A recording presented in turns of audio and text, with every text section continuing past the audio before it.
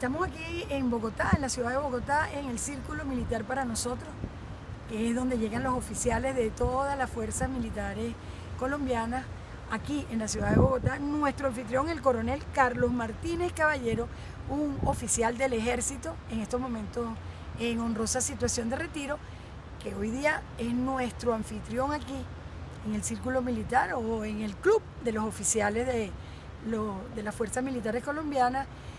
Pero nosotros también fuimos sus anfitriones en Venezuela, porque a él le cupo la honra también como militar de ser un agregado militar de su país, de las fuerzas militares de su país, un embajador de Colombia ante las fuerzas militares de Venezuela, en momentos sumamente interesantes, en momentos del cambio de las Fuerzas Armadas, no con la llegada, con el esplendor del gobierno de Chávez, en donde ya se convirtió en esa dictadura insólita. Mil gracias por estar con nosotros, coronel. Berenice, muchas gracias a ti por la invitación. Un saludo cordial para todas las personas que te ven en tu canal, que te leen, que te escuchan. Es para mí de mucho agrado poder acompañarte en estos días acá en Bogotá. Mire, coronel, ¿cómo fue la Venezuela que usted llevaba en el cerebro como militar y como colombiano? Que por cierto, nosotros no somos dos naciones vecinas. Nosotros pareciera que somos mellizos. Mellizo por la columna, porque usted no se puede mudar, Colombia no se puede mudar y Venezuela tampoco. ¿Cómo era la Venezuela que usted se llevó en la cabeza? Bueno, tenía dos imágenes de Venezuela. Una imagen de Venezuela antes de lo que se veía por los medios de información y una Venezuela después, cuando ya estaba presente en el territorio venezolano. Ajá. Para mí, la Venezuela que yo conocí desde niño era una Venezuela próspera, una Venezuela líder, una Venezuela ejemplo, hasta en el deporte, en todo sentido, era una Venezuela que era un referente en Sudamérica a seguir por los diferentes países suramericanos.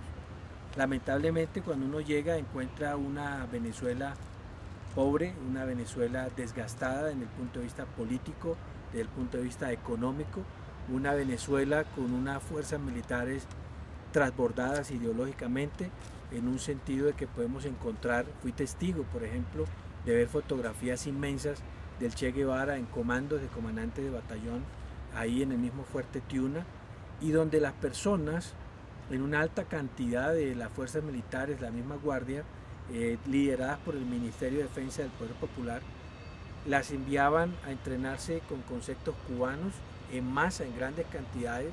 Dejaron de ir los militares a las escuelas tradicionales a nivel mundial y se fueron a instalar en escuelas como la cubana, con unas ideologías totalmente equivocadas, con unas ideologías pasadas a la historia, con una ideología que ha llevado a Venezuela lamentablemente a estar en una posición altamente deprimente a nivel mundial por su problema económico, por su problema de desplazamiento poblacional, por su situación interna, por sus limitaciones para poder alimentarse, para conseguir medicamentos y lo peor aún, una fuerza militar y una guardia que pareciera estar más en contra de la población que a favor de la misma población que debe defender en unos conceptos claros de lo que son la seguridad y la defensa de un país.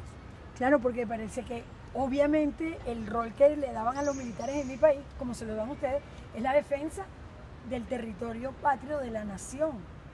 Y pareciera que Hugo Chávez, que es un oficial del ejército, egresado de la Academia Militar de Venezuela, le pagó a los cubanos para que invadieran Venezuela. Sin echar un solo tiro, los cubanos invadieron Venezuela y Hugo Chávez, con el dinero del petróleo venezolano, les pagó la invasión. Eso le cabe a usted en la cabeza.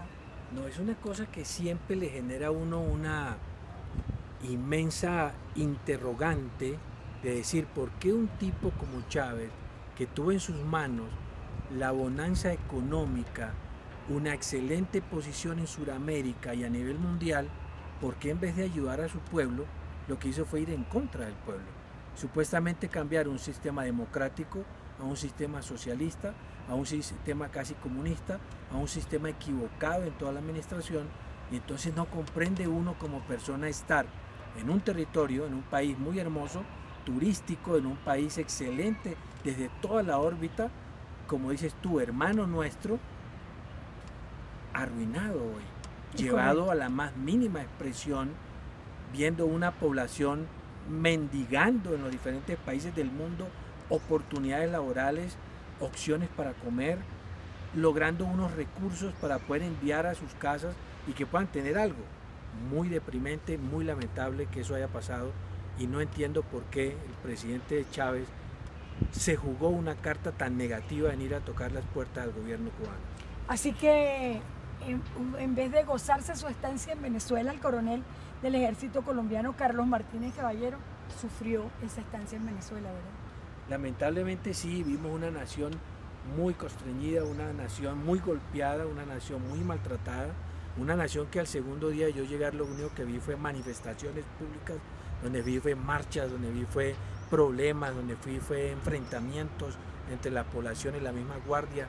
Lo que vi fue gente ocultándose desde tempranas horas, gente escondiéndose, tener que uno recogerse a las 5 de la tarde, ver que no hay alimentos, ver cómo la delincuencia se toma las calles cada día más.